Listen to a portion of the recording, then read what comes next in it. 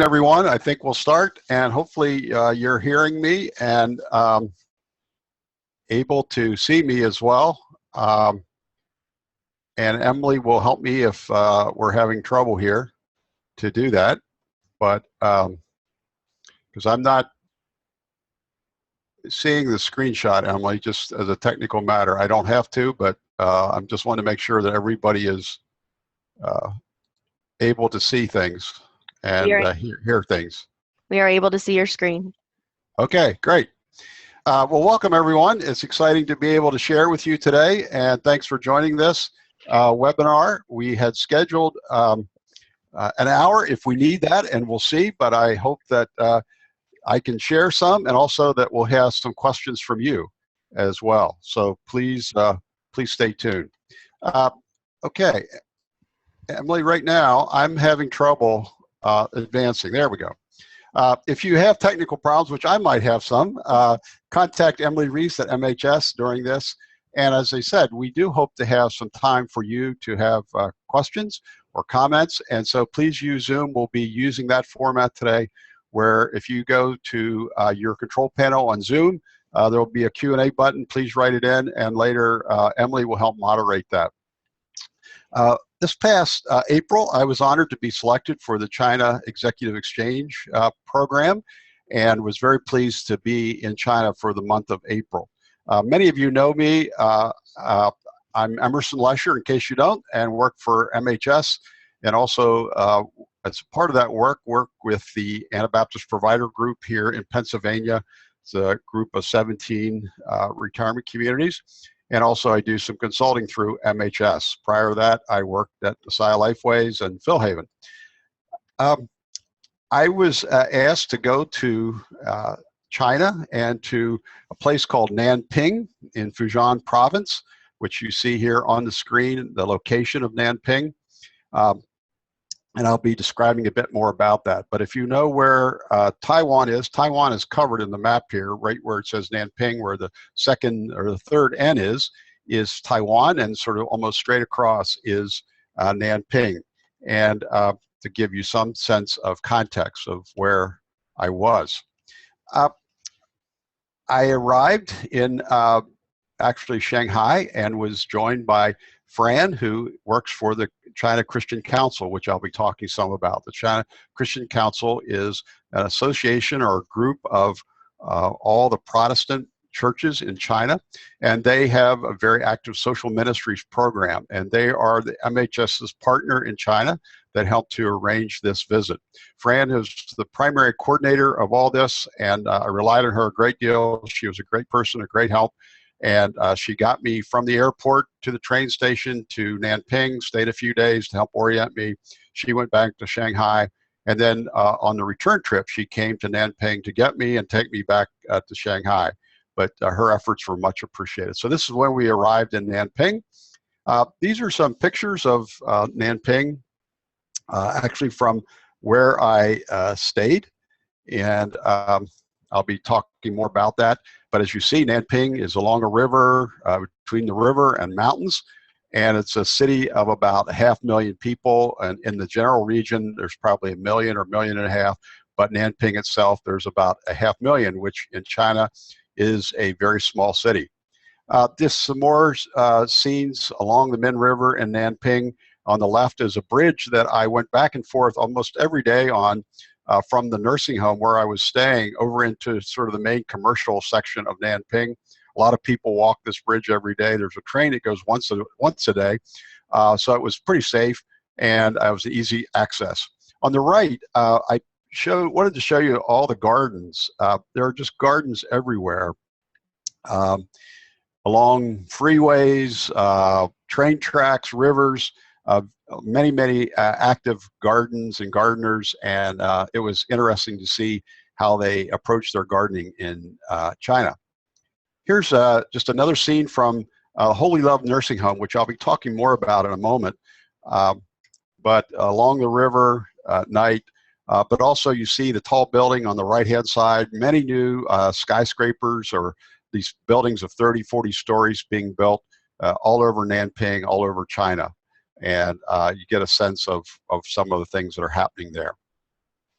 I wanted to also highlight this church, the Maishan Christian Church, which was the church that sponsored my visit. And they were really the local connection. The China Christian Council worked with this church. And I was just very, very impressed with the church, with their pastor, with the vibrancy of their congregational life, and also the ministries that they have. They have the 2 nursing homes that I worked with are sponsored by this church. They also have 2 child care centers, one of which has 500 children, which is sort of hard to believe, but I visited and I was just totally impressed what a great place it was, and other social ministries as well.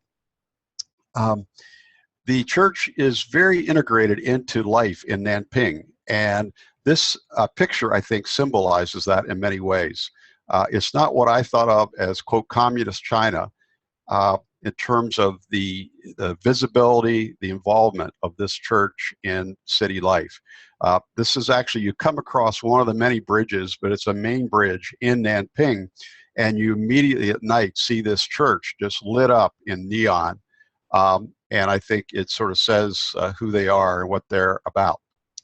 This is the first of the 2 nursing homes I want to describe to you that I was involved with, or part of the exchange program. This is Holy Love Nursing Home, and on the right-hand side is the actual nursing home. On the first floor is sort of a parking area and a common space, and then the second and third floors are currently occupied by what we would think of as maybe personal care or assisted living, and also nursing care, or what they call full care.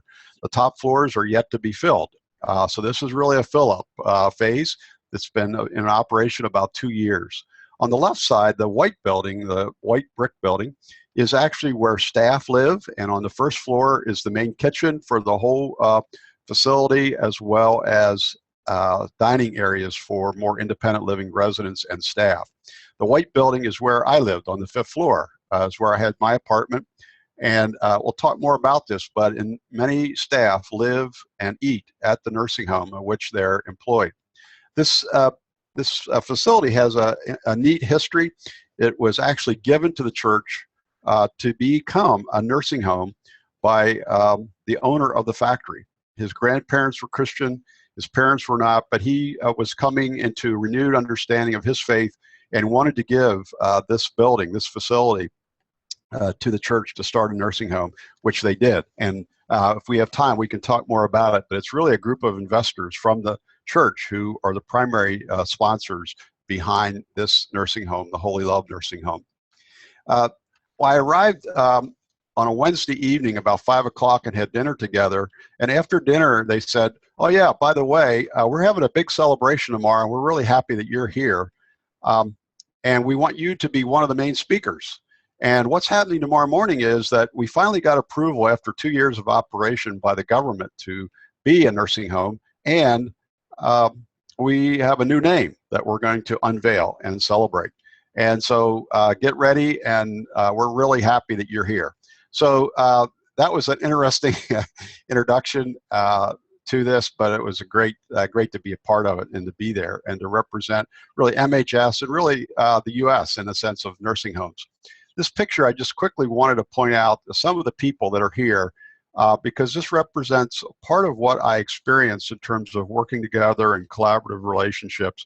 On the left, on the far left is Pastor Soon, who is the senior pastor of the church that sponsors these 2 nursing homes, a very interesting person.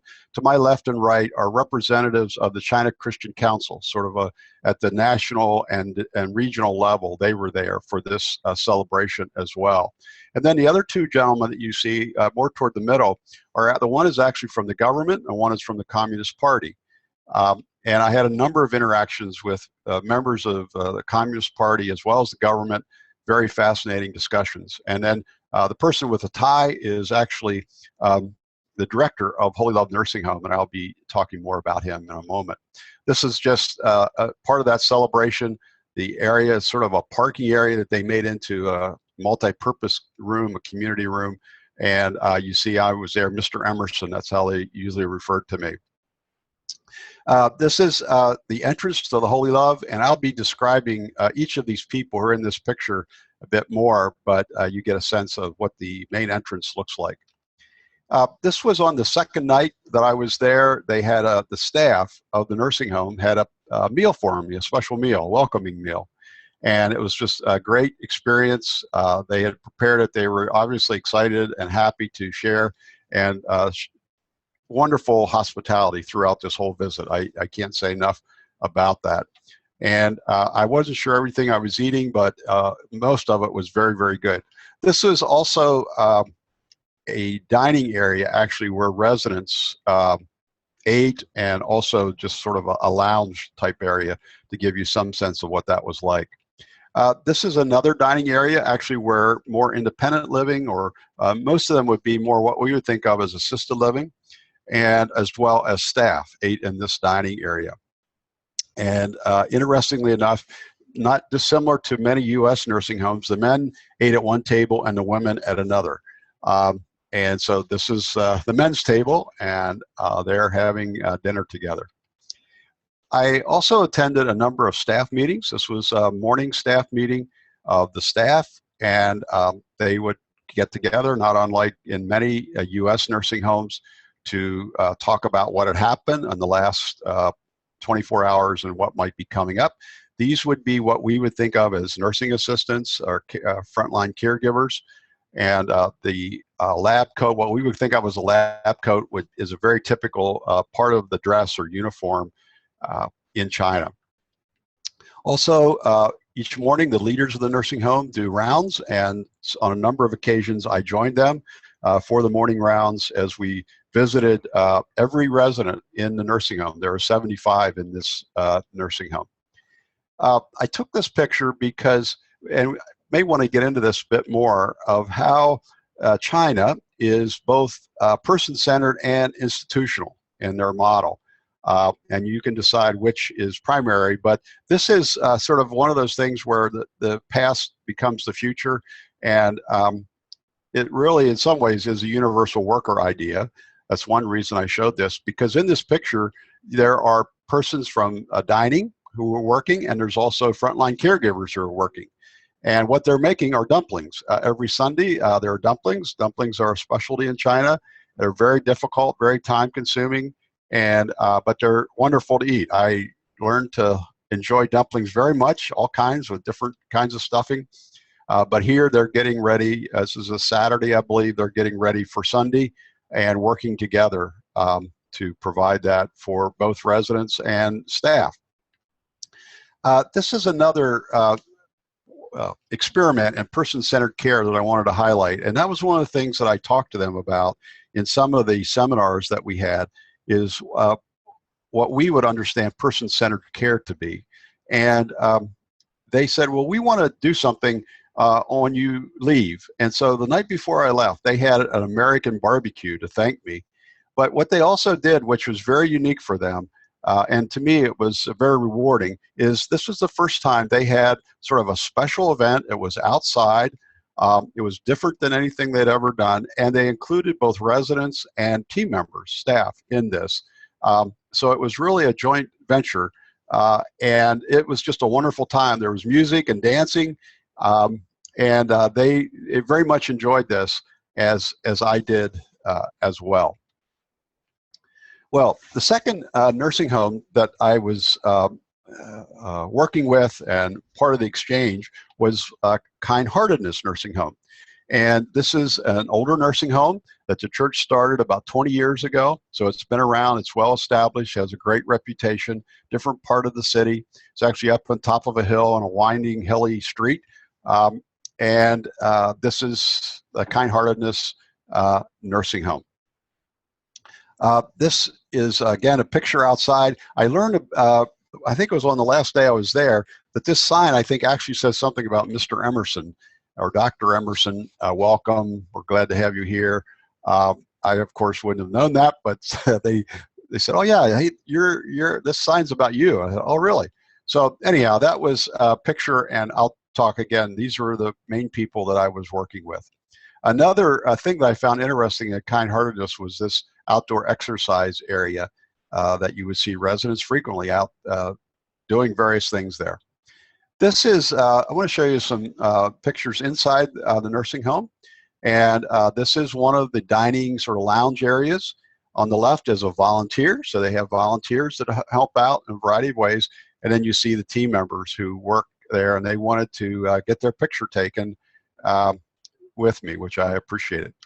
On the left is what they referred to as the doctor, and both nursing homes had a quote doctor. I think in exploring it further, it might be more like what we would think of as a physician's assistant. He could do certain things, but not everything, because sometimes they would have to send someone to the hospital to see a doctor to get certain medicines and to do certain procedures. But he was there every day and following residents, helping residents, and helping to monitor their medical status. This is a time where we were doing rounds. On the right, you would also see this. It was not uncommon to see family also involved in the care. Here is a wife who is helping to feed her husband. And you would see this many times. Sometimes they would actually move in a cot or a bed, and the person would stay there, particularly if they were in hospice, or what we think of as hospice in the later stages. And so there were many families that were also very involved. I'll talk about some families that maybe were less involved. Every nursing home, just like in America, I found this was interesting, have sort of star residents, the residents that everyone is pleased with and are always happy to show off in various ways. And these were two from Kind Heartedness. On the left is a former engineer, retired engineer, and he's actually following the stock market there, both the Chinese and the American. I asked him what the New York Stock Exchange was, and he told me. He was a very interesting guy. I had a number of interactions with him. On the right is a woman who's in her 90s and plays the piano still for a lot of resident events. And it was the end of the day, and they were taking me back to Holy Love, which is where I live. And she wanted to ride along in the van. So they let her ride along, and she would come and go in meetings as she sort of wanted, and no one seemed to be too concerned. This is also at Kind Heartedness. You see here a chapel or multi-purpose room where they would have a variety of different activities. On the right is a dining area, which was for more independent type residents living more, what we might think of as assisted living, as well as staff. This is another dining area, lounge area, for those that we would think of as, quote, full care.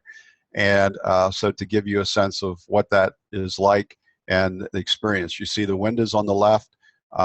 Privacy is a very different concept in China. And in fact, there's very little sense of that we might think of, or confidentiality is also very different.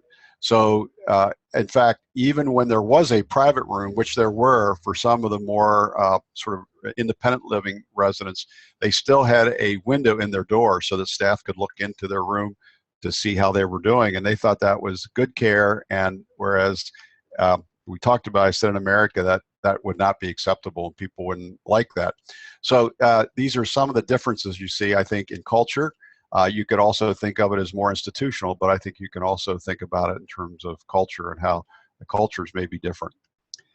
This was also, I saw this scene several times when I was up on this floor. These men got together, and on the left, they're playing poker. They're watching boxing, and this gentleman on the right is actually playing a traditional stringed instrument. So they were enjoying their day together. On the left, this would be typical in both nursing homes. You would see rooms or wards such as this, where you might have 8 to 12 residents that would live here. And on the left side would be where they're living, where their beds are. The counters or the cabinets you see is where they would keep personal things for each of the residents. On the right is an example of what you would see behind the cabinetry, and there would be 2 beds usually. Porta potty. There was a formal bath, but I think most of the time this is where people probably went to the bathroom. And so you get a sense of what that might be like. And this would be pretty common in the nursing home, 2 nursing homes that I was in. This is just another example of the living area for what they would call full care residents. I want to now talk a little bit about the actual exchange experiences and what we did together. And this is a picture that sort of symbolizes some of that. On my right, on the left side of the picture, is Mr. Wu, who was the director of the Holy Love Nursing Home. And then beside me is Fran, who I talked about, who is from the China Christian Council. And then also Pastor Soon, who was the senior pastor of the church that sponsored these two. And then Ms. Chun, who was the director of the Kind Heartedness Nursing Home. And we would meet together every day, every working day, and talk and share and learn together, and it was just a great experience. We did this usually around what they call a tea table, and let me explain. On Monday, Wednesday, and Friday, half the day would be at Holy Love, and then the other half would be at Kind Heartedness. And then on Tuesdays and Thursdays, we would all be together. So this would have been like let's say a Monday afternoon. And on the left, you have Mr. Wu. You have then Miss Lin, who we would maybe call her a director of nursing, would be sort of the kinds of activities that she gets involved in, even though she is not a nurse. It's not required. And Mr. Wu is not licensed in any way. In fact, there is not a nursing home license or any certification for either of those two roles that I could determine. But very dedicated people, and enjoying what they're doing. And it was great to get to know them. And then on my right in the picture, in the middle, would be Cindy, who is one of the translators. She is a tutor, member of the church, and did a great job. And then on the right side of the picture is Michael, who actually is a very interesting person. He is a French who is studying anthropology at Boston University and has been spending the last year or two in China studying the church, the Christian church, and Nanping in particular, and has been living in the nursing home. So he was just a great resource. He's an English speaker, and so he and I could talk, and he gave me a lot of background and context that I wouldn't have gotten otherwise. But we'd sit around and drink tea, and essentially I would start with, well, what would you like to talk about today? And they would say, well, let's talk about this. Would you like to know about X, Y, and Z? And then at Kind Heartedness, this is their tea table. Again, same thing. We'd sit around and have tea. You'll notice in the middle of the table, there's sort of like slats or a grid. And when your tea gets cold, they just pour it through there, and then they pour you some fresh hot tea. You also see lots of snacks, fruit, and other things, which we had. But we'd sit there for several hours just talking, and got to know each other very well, and it was a great experience. Ms. Chen, I've talked about, she's on the right. She's the director. Ms. Wei is sort of, again, the director of nursing in her role, and Cindy. As I said, we'd also meet on Tuesdays and Thursdays for a whole day together in more of a workshop kind of exchange, usually from about 9 to 3. And they had asked me to present on different topics, which I did, sometimes a PowerPoint. And often, though, I would send an outline to Cindy, and she would translate it into Chinese and print it out. And so we had sort of an outline that we used that they could read and follow. And this was also great. One of the great things is that the four of them, the four leaders, had not spent much time together. And so I think one of the neat parts of the exchange was just for them to get to know each other, to realize they have many things in common, many issues that they're struggling with, and that they can continue that relationship. This was the final time that we were together. They wanted us to give comments, so a variety of people did, in terms of from Kind Heartedness, from Holy Love, from the council, from the church, and from they wanted me to give comments in terms of what did we learn, what did we hear, and so forth. And so this is the people that were part of that, the summary observations. You also see the fruit in front of you. Great hospitality, great hosts. I couldn't have asked for more. A lot of stories I could tell about that, where they seemed to know how to anticipate my needs, and things would magically appear. And so just very, very respectful and very hospitable to me and kind in many ways. I want to share some of the things that they said.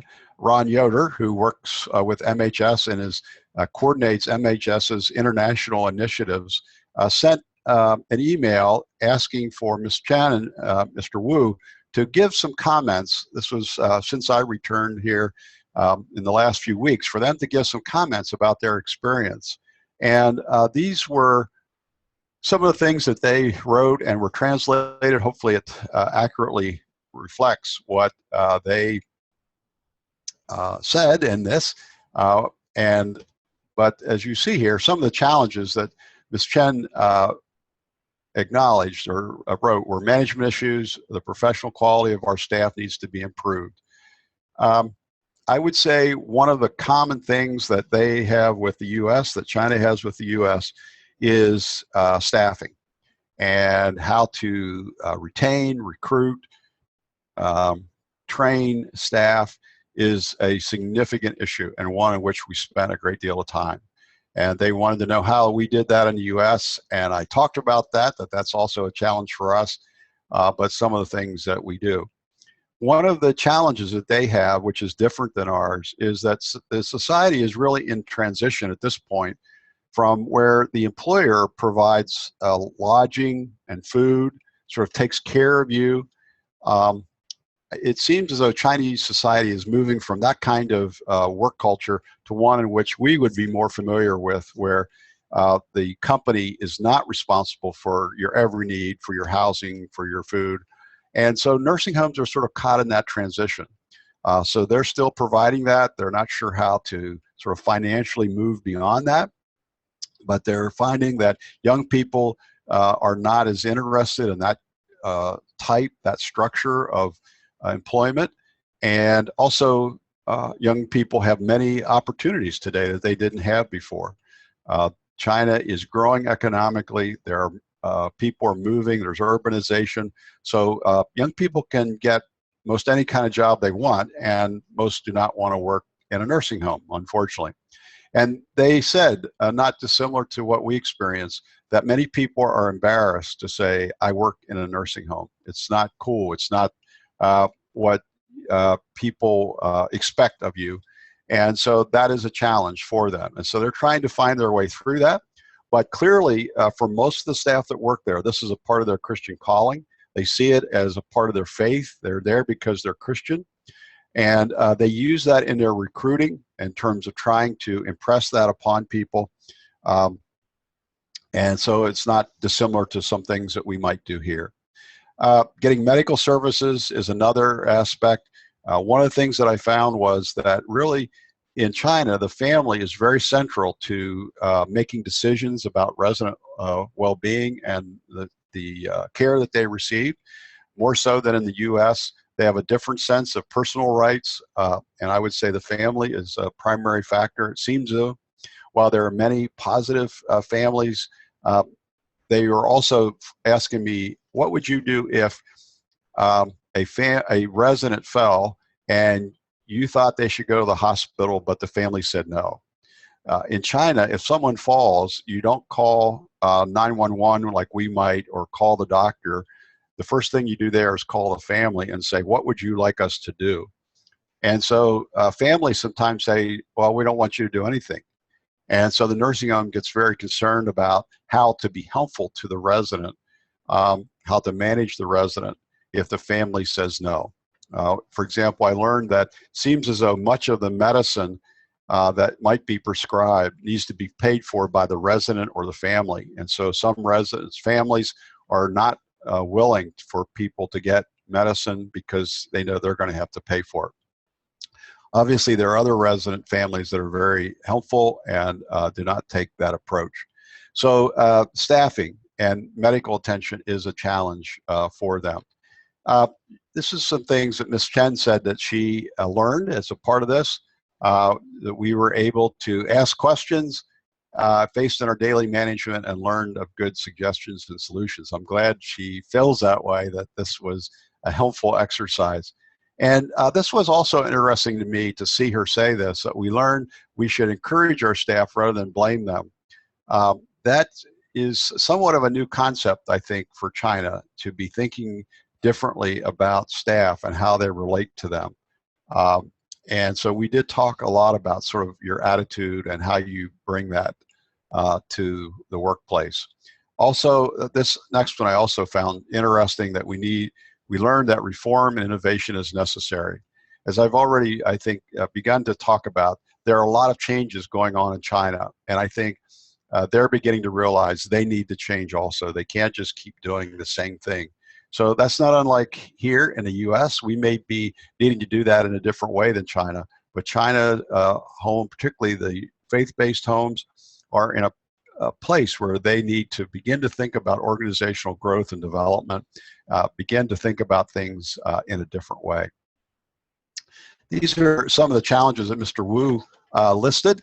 And he talked about the organizational structure needs to be developed. It's a very flat organizational structure, and it's really undermanaged, I would say. That was one of the things that impressed me, is that they do need more management. They need more management in a number of areas, and so it was interesting to talk with him about that.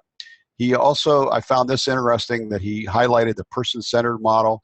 That was a new idea for them to think about doing that. And one way I talked about that is that person-centered care involves the whole person, not only the physical, but also the social, the spiritual, the emotional, and it's helping residents do what they would like to do, not just what we want to do. That was a new idea. And he also talked about the need for caregivers and also improving facilities. While many would say Holy Love has great facilities, it would certainly not be to US standards, and I think they're beginning to realize for the next generation, it probably is not to their next generation standards in China either, and that they will need to address that issue. Next is just some things that he highlighted in terms of what he learned. And you can see here, we recognize we have a long way to go. The need for increased funding. This was something that we got into quite a bit in terms of their financial performance, the need for better data, the need for better understanding their financial performance. I was surprised how little they seemed to know about that. And they, I think, realize that as well and want to work in that area. Also, the last one, we also learned we need to increase our social network. And I think what he means by that, because we talked a lot about this, was more thinking about more of a marketing approach. That's a new idea for them, even though nursing homes in China are largely private pay, particularly church-based homes are private pay.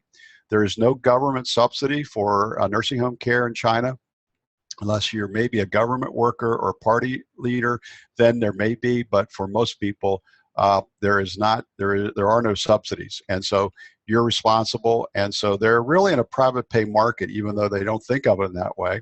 Or they're in a benevolent market, which they do think about, and they are concerned about how much benevolent care they're providing. So it's not unlike us in that they're concerned that what do they do when residents run out of money? How do they support them? And that's one of their concerns that they have. But they have not really begun to think about how to attract residents. At Holy Love, they have about 75. As I said, they'd like to have 300 residents. They've been open for 2 years.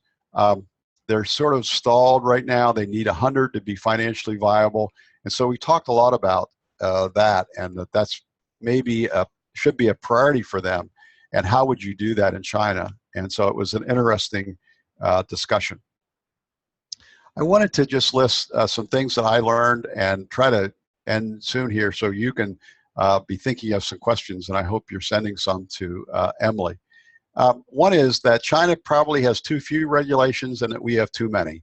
I think most of us would agree that there are too many here, or we get tired of them sometimes, or they feel like they actually may be not helpful to resident care. I would say in China, they're in a situation where they may need more regulations. Or to say it another way, if you want to work in a place that has very few regulations, I would say go to China. But in terms of safety, in terms of care, in terms of credentialing, there are very few regulations. As I said, there's not really seemingly a formal license or certification for leaders within the nursing home. They have some broad guidelines in terms of staffing, but I couldn't tell that that was well enforced or how that was really followed. And so the regulations, we can come back and talk about that. Even fire regulations, frankly, concern me a great deal. But there is increase in that area, and I think the government is probably going to be moving to do more in terms of focusing in on more regulation, particularly related to fire safety.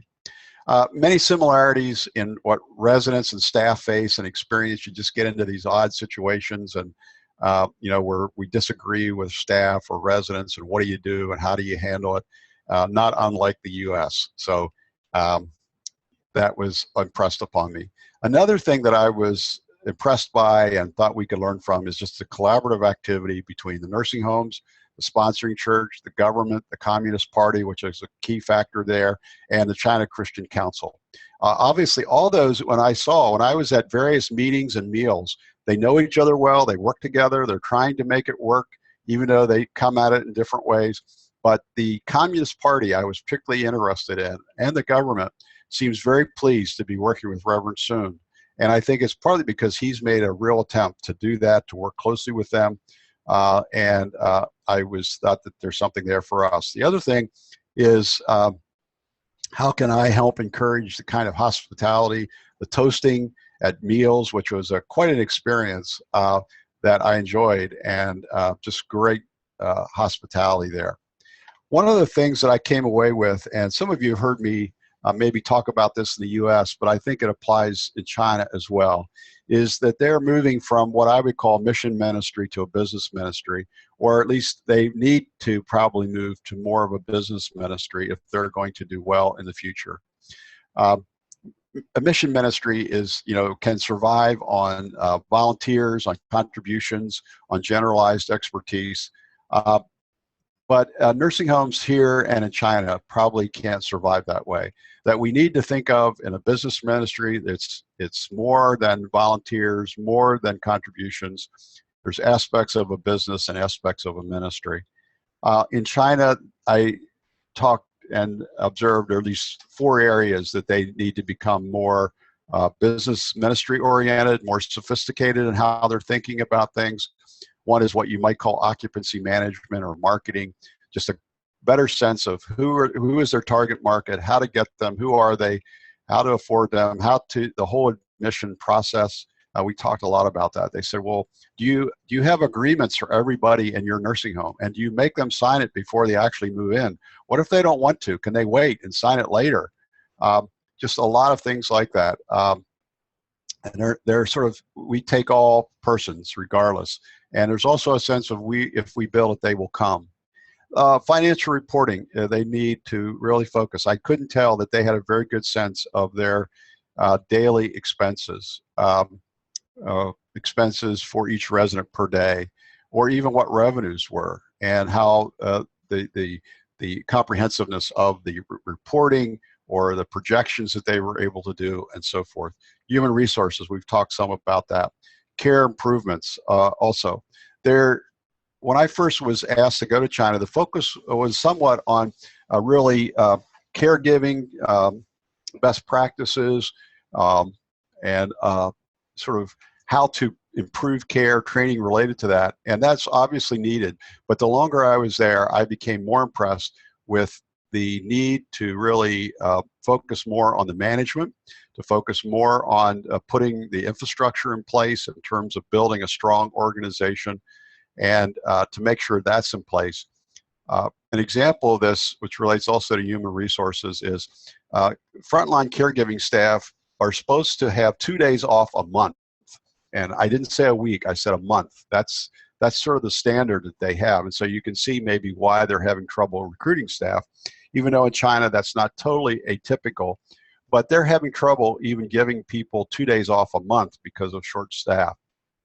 And so to institute a lot of new care programs, innovative things, I think is just going to be a difficult challenge when you have staff that are already overworked, overwhelmed. They think they know better, which I heard that from leaders there. You hear that from leaders here. You know, staff say, "Hey, I'm on the front lines. I know how to take care of this resident. Don't tell me what to do," and so forth. And so there are these sort of management, organizational development challenges that they have, and we do too in certain ways.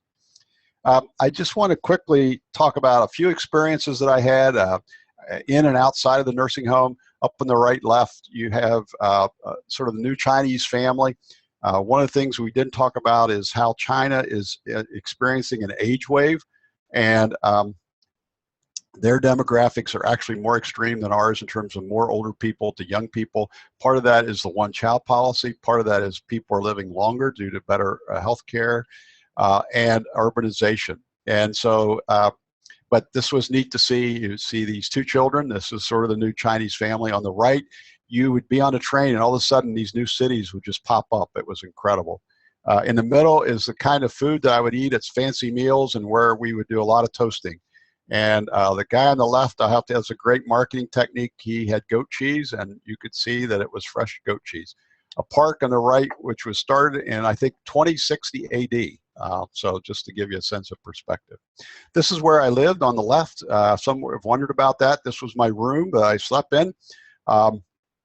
It was actually part of a suite. I didn't take that picture. I should have. It included my own bathroom and seating area. I had Wi-Fi, so I was very well taken care of. On the right is where I ate. This was a resident and staff dining area, and often ate with other staff members, and I ate whatever they were serving at the nursing home. On some weekends, I took a couple of trips with Michael, particularly, to Fuzhou, which is the capital city of the province, on this speed train, and actually ran into a Starbucks. Another weekend, we went to a famous mountain further north, and one of the fascinating things, as some of you know, I'm a tea drinker, so China was a wonderful place for me. But on the right, this is a tea field, and you would see this on the mountainside and other places, just incredible, beautiful scenes. And the whole group went for this weekend, and we had a lot of fun together. Just quickly, this is a $300 bag of tea. This is a $300 bag of tea. I was there, and I was about ready. It was one of my last weekends, and I was told there was an official who wanted to have tea with me. And when they say that, that means you got to do it. And what tea also means is there's probably going to be about 10, 12 people there, and it'll be an hour or two tea drinking. It's not just sort of drop in and out. And partway through, somebody said the bag of tea that we're drinking right now is $50 a bag. And it's one of these little bags sort of on the left that probably serves 10 or 15 people. And I thought, well, that's significant. And then this retired Communist Party pulled out another bag, and he said, "This is a very special bag of tea. This is the favorite tea of the chairman, meaning the chairman of the Communist Party. And this tea is worth $300, and it's only at special occasions, maybe once a year. And I didn't know if we were going to have it or not, but later they opened this bag, and we drank this cup of tea. So it was great. And again, it's just part of the hospitality, part of the experience. I could tell a lot of stories about him. He was a fascinating guy. We went to have dinner together as a group, and he was a very, very interesting person. This was a typical breakfast at the nursing home, and that I had on the left. I don't know if you can identify everything there, but the rice porridge, and then on the plate, there's sort of like a peanut kind of thing, boiled peanut. Then around the black, or the brown, I'm sorry, was, I don't think it was some kind of, I'm not sure, it was pork ground up or something. I think it's bamboo at the top, and then tofu kind of thing, and an egg. And that's the way they served your eggs. You'd crack the shell and eat it. On the right is soup with, I think it's probably mushrooms, a piece of fish, sort of a sweet potato yam, and then the green was, I don't know, it was sort of a Brussels sprouts, broccoli, vegetable, and obviously rice, which was at every meal. I don't know if you can guess what this is or not. These are my two least favorite foods that I ate, and don't really recommend them, but you might enjoy them. The left is actually chicken feet. Those are chicken feet, which I ate several of those. And then on the right is actually pig skin. Pig skin. I ate pig's feet also, which I could handle that, but the pig skin was a little more than I was ready to try again. Shanghai, I flew into Shanghai and flew out. I spent about 3 days there on the way out and just had a great experience in Shanghai. A wonderful, amazing city. As you see, I was on the left is from a building 88 stories up. On the right, it was a night scene. And everything you see there in that night scene was built in the last 20 years. It's just amazing what China is doing. I love Shanghai.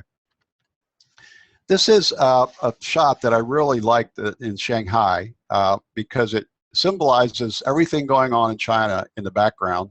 And you also see in the foreground what's going on with many, many older people. And it's a new day in terms of aging in China. These persons are here as a group. They're not here as a family. They're here as a group. They probably are middle class. They have some money. And they're probably going to be looking for a new way to age. And that's one of the things that impressed me. And when I was there, I say overall the impression was, it reminded me when I got into this field 40 years ago, where there were few regulations. There were people staff living in the nursing home that I worked in. That happened. But what happened was the society around it was also changing. And we had a growing middle class, which they have in China. There's money in the middle class in China. There's urbanization. There's new ways of thinking. And so they're looking for a new way to age. And the way that previous generations have aged is probably not going to work. And so organizations, church-related, that can change, can move, just as many did here in the U.S. over the last 40 years, they will grow and they will thrive because there are people who want the services, they can afford them, and it'll be a great ministry. So I like that picture. Just many thanks to many groups who made it possible. They're listed here. I've talked about some of them already, who really did a great job of coordinating my visit or giving me permission to go, helping to make it possible, both in China and here in the U.S. So let's stop there and let's see. We have about 20 minutes or so for some questions, and hopefully there are some. And Emily, do you want to lead us through that? I can do that. The first question is, does someone have to be Christian to live in the nursing homes?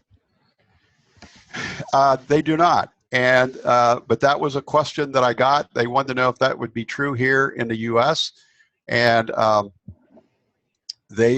I would say it's sort of like what happens here in the U.S. as well, where they cannot restrict admissions, but it's sort of a self-identification, self-select process where many of their residents are Christians because they feel comfortable there. They want to go there. Maybe they went to the church, and so they sort of know about it and end up there. But it is not restricted. One of the questions I got since I came back, which was, would you allow Buddhists to actually build like a small temple in your nursing home? And so that's one of the challenges they're facing right now is, okay, if you let people in, then are there any limits to that and so forth? So I don't know if that's helpful, but, and I would say most of the staff are Christian. Again, they can't restrict them, but it's sort of a natural selection process that happens. Another part of that question was, how visible is Christian faith in the nursing home practices and activities there? Yeah, that's a good question. I would say it is visible. There was, for example, every morning there was a group of what we would think of as more sort of personal care, independent living residents that sat around a large table, and they would do several things. One is they would do sort of exercises in a seated position, sort of a Tai Chi kind of thing.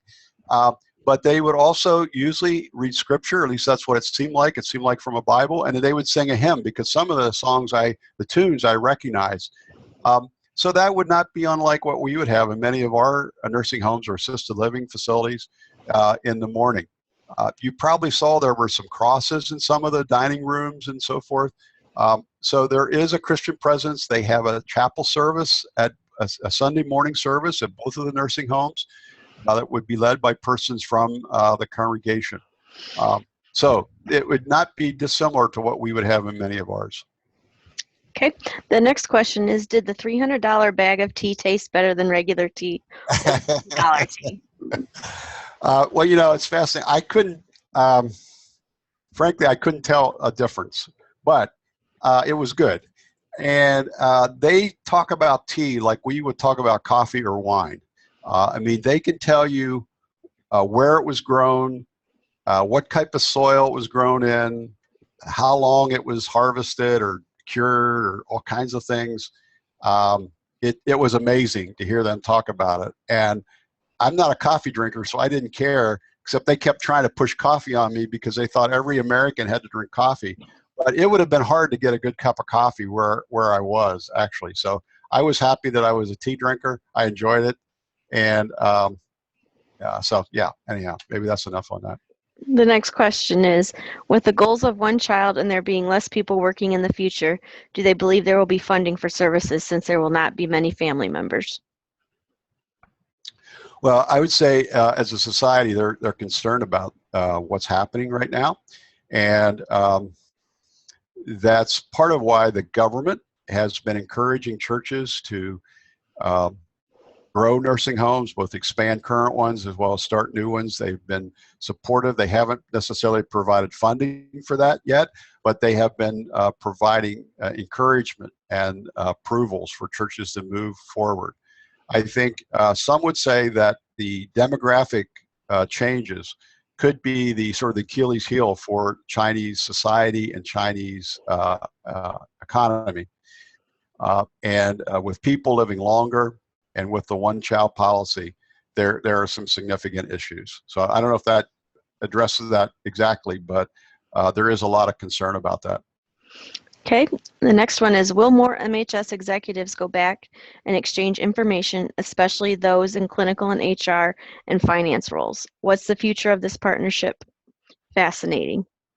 That's a great question, and I think Ron Yoder with MHS and Rick Stiffy and others are working on that. There's also an affinity group now that MHS is helping to coordinate of MHS members, of CEOs and others who are part of the MHS family, and they're trying to work at that question.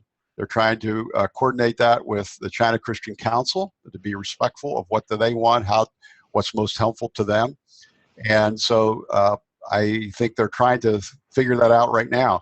But I think if you're interested, please contact Ron Yoder or me, and I can connect you to Ron and express your interest, because I think there may be opportunities in the future. There's a conference right now in September. I think it's like a 3 or 4 day conference that I believe MHS is going to be sending someone to participate in an annual conference on aging that the China Christian Council has. And there have probably been at least 5 or 6 other people that have gone from MHS over the last 4 years. So I'm sort of standing on their shoulders as well. They did not necessarily spend, well, I think one may have visited Nanping. Most of them have been in other places. So there's a lot of opportunity there. I think it's trying to figure out where we fit in. The council seems very open to MHS. I think they like MHS and how we approach things. One of the things is, I think in different parts of China, Christianity is received sometimes more favorably in some areas than other areas. It seems like in Nanping it is. In other areas, it may not be. And there's a lot of sensitivity around, are you here to convert people or to criticize and criticize the Communist Party and system, or are you here to serve us and help us? So that is important that people sort of keep that in perspective as they go. Okay, Min wanted to also add that the social work director of Landis Communities is going to China in September for some training as well. Great, good. I knew that they were working on somebody, but I wasn't sure if that had been decided yet. So that's wonderful. The next question, how would you describe the church there? Where are theological spectrum, outreach efforts, faith development process? Yeah, I think that's all over the board. I mean, it's hard to describe that, and in some ways, I may not be the best person. I can just talk about Nanping a bit and this church. I was just totally impressed with their congregational life. I went to a service. They have 2 services on Sunday, one in the morning and one in the evening. They said the one in the morning is for old people, the one in the evening is for young people. So I went to the one in the evening for young people. And I heard actually one of the best Christian worship bands I've ever heard. I mean, they were incredible. And people very enthused, very involved. The pastor was a woman pastor and actually met several women pastors as part of this church. So that was fascinating. Very strong congregational life. They have a variety of camps and sort of spiritual renewal efforts going on within the congregation. It was very obvious when Pastor Soon was out on the street that people knew who he was and talked with him. The church has, in a separate building from the church building, their own tea room where they have things happening. It seemed they seemed very integrated into life. As I talked about, this one child care center was 500 children. They got an old multi-story hotel. I think it was like 10 stories, and converted it into a daycare. It was incredible. I mean, I would put my children there, or grandchildren. It was just incredible. So they seem very well connected. When I was at meals frequently with Pastor Soon, there would be 10 or 12 of us, often 4 or 5 Communist Party leaders, government leaders, knew him well, would toast him, would come over, and there in a toasting ceremony, you get up out of your seat, you go around to the person, and you offer a glass, and you toast them. They would do that to Pastor Soon. He would do that to them. Before meals, Pastor Soon would pray with those leaders present in the room. So it's hard to know if that's what's happening in other parts of China, and I think it could be changing also, but I don't know if that's helpful or not in terms of the question. And then one last question. Are there government-run nursing homes? What are the alternatives beyond church-sponsored homes? Yes, there are government-run. I did not visit them, but there are, and some said they're really nice. At least, well, let me say, there's 2 types of government-run. Some are really nice, some maybe aren't so nice. It sounded as though the ones that may be nicer are for Communist Party leaders and for government leaders, but they're clearly present and probably be expanding. I also have read about and been hearing about for-profit companies coming into China or being formed in China, and that they also are expanding. So I would say it's not unlike here. Maybe here we have less government right now, but you have all 3 sectors that are very much players in China. Well, I want to thank each of you for participating today. Hopefully you found it helpful. Hopefully you will be thinking about how we relate to other older people around the world, because the whole world is aging. It's not just our country, that the whole world is aging. And what role might MHS play in that? As I said, there is an affinity group that is meeting, and if you would like more information on that, contact Emily at mhsonline.org, and she can connect you with what MHS is doing. Thanks to all of you. Thanks for Emily for helping to coordinate this today. Have a good afternoon or the rest of the day wherever you are.